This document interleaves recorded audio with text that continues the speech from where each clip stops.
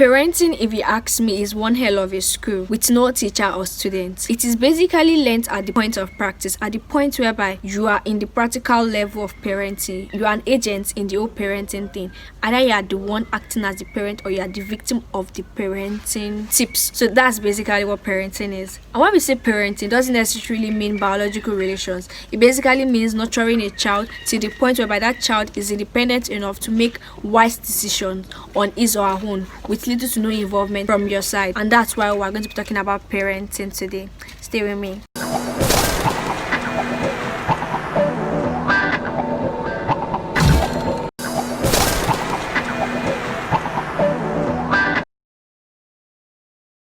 Wait a minute, I can see that look on your face. You're about to ask me if I'm a parent. Well, when I said we're going to be talking about parenting, I said tips to parenting, more narrowed down to the don'ts in the parenting realm. We're not going to be examining the whole parenting villa today, probably next week, but today we're going to be examining an aspect of parenting, which are the don'ts in parenting, and hopefully you all get impacted from it. So I'm not going to be examining the whole parenting villa, and I'm going to be looking at this through the lens of a child, which I am. I'm somebody's child, and I'll continue to be somebody's child.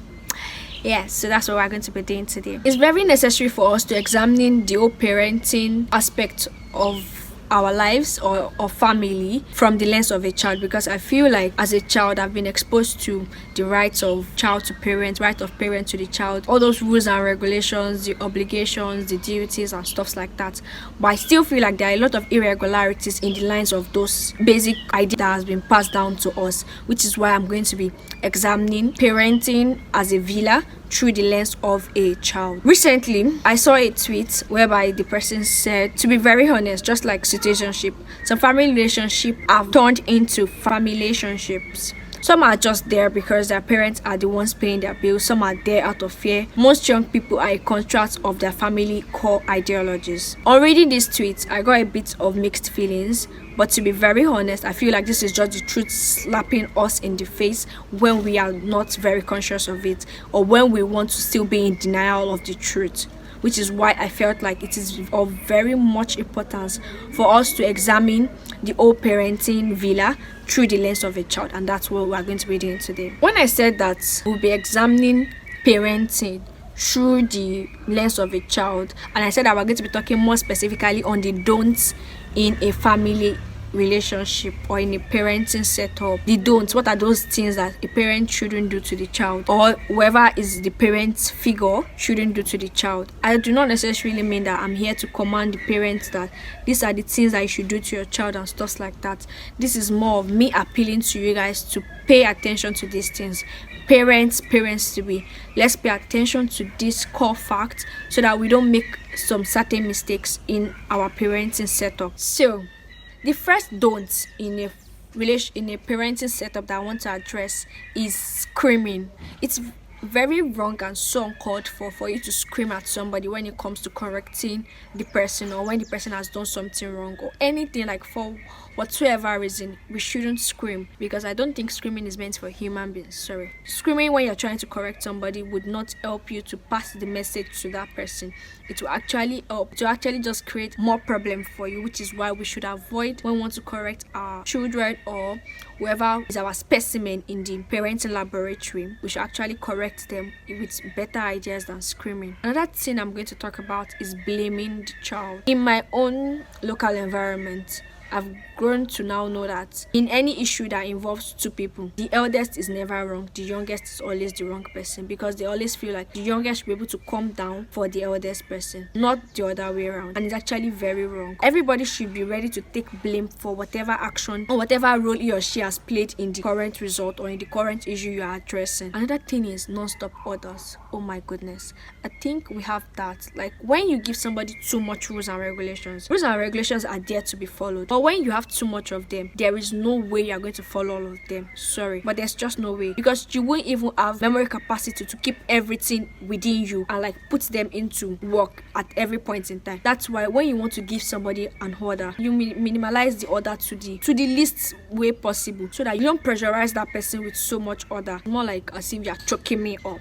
when you give me so much rules and regulations to abide by. Another thing I want to talk about is threatening. I don't know if you want to pass your message to somebody, if you really want them to do it, you don't need to threaten the person. Threatening is like using force. That's just to tell you that that person you are talking to does not understand why you want he or she to do that thing at that point in time you ask that person to do it. You are only threatening that person. You're only invoking fear in that person to go and do that thing. And once that person does it, if you are no more tomorrow, he or she isn't going to continue that way. It's gone as you are gone. And that's a very bad thing that we shouldn't do in parenting. Another thing is sarcasm. Sarcasm is like the greatest ridicule you can actually put on anybody. If you want to tell the child that what you are doing is wrong, say it point blank. No need for sarcasm. Tell the child what you are doing is wrong. Let the child know that yes, what I'm doing is wrong is what you are trying to tell me. No need to use sarcasm. Sarcasm is like ridiculing the person, like undermining the person's self-esteem, undermining the person's self-confidence, and you are going to like degrade the person's self-confidence. And if your child isn't confident with you as a parent, then the person can be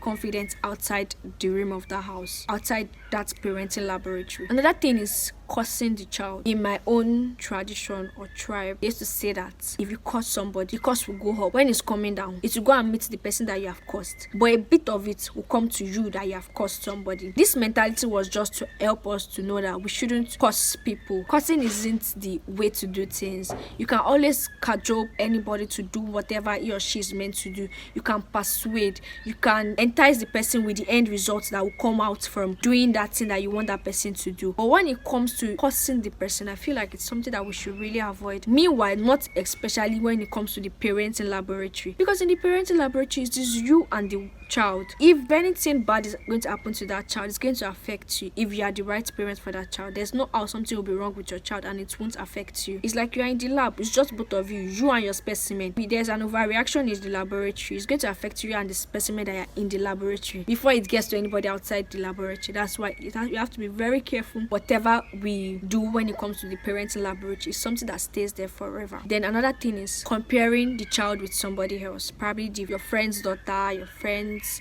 whatever. Comparing a child is just like sarcasm. You are reducing the child's self-esteem, you are reducing the child's self-confidence.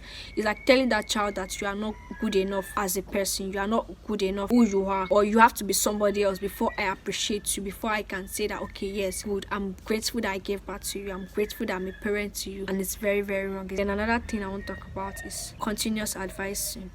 I feel like a lot of us are on this table, parents and parents to be are on this table. When you want to advise somebody about something, pass the message as quick as possible, and do not do it too frequently, because at some point in time the child will be like, I already know what this woman wants to say, I already know what this man wants to say, and just loses focus from everything you are saying. It might even be that at that point whereby you are talking to that child, you are passing a different message, but because you keep on doing the advising thing every day, the child just be like, oh, it's the same story every day, I beg you, let me just be using style to press my phone, and the child has lost focus from what you are saying. From the focus that the child has lost in what you are saying, the child will not even pick the significant points in that, and it might actually be that you are trying to tell the child to avoid a possible havoc in future. That havoc will not be avoided because the child has lost attention to what you are saying, because you keep doing it continuously. It's that everyday thing. Our attention span is very short. That's why we have to keep whatever we want to say that is very tangible and you want the person to hold it. You have to keep it as short as possible so that the person will hold the main message you are trying to pass to the person and not lose focus right from the beginning when you haven't even passed the message. Then another thing I want to talk about is mistrust. I often say it in my channel here that there is no way you can build a relationship with someone without trust. Once there's no trust there's no stress. You don't have to stress. Forget it. That relationship is in shambles. And the same thing for a parent relationship. I've had parents say that I don't trust you. Yes, you may not mean it like you don't trust the child, but you're actually passing the message to the child that you don't trust the child. And if the child is someone like me that already has the mentality that every relationship without trust is nothing, the child will probably not even want to work on building a relationship with you. And if the child even like wants to try, the person has to start from the point whereby the person has to know that okay, my mom trusts me not to do this, she trusts me to do this. You must have a level of trust for your child. It's what separates your child from every other person. And the last but not the least is beating. Even though where I come from, I think the mentality of starting to change whereby everybody believes that it's not every time you have to beat your child and stuff like that. But then I often believe that when you beat a child, you are beating the child not because of you want to correct the child, you are beating the child as an expression of your anger on what that child has done. and that way you haven't helped the child, you haven't corrected the child,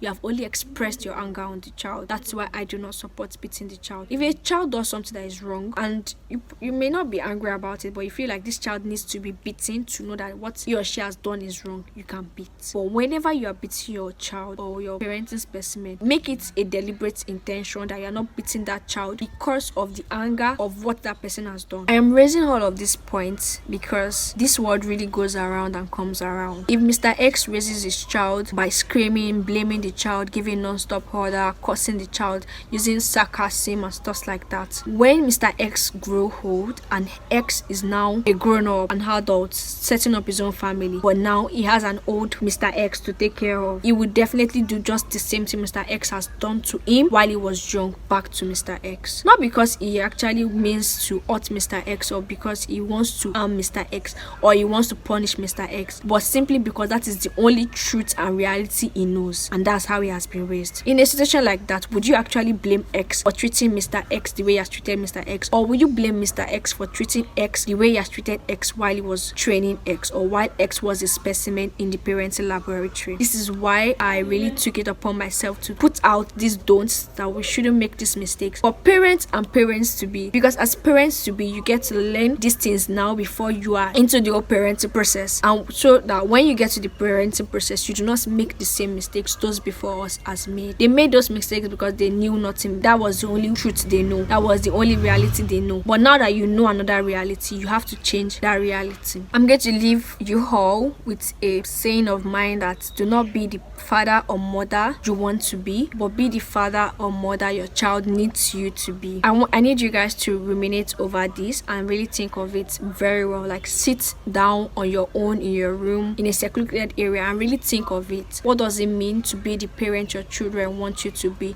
not the parents that you want to be? When you really think of this, I'm going to open the next video with this saying, and God's willingly, we're going to really elaborate about it. Bye.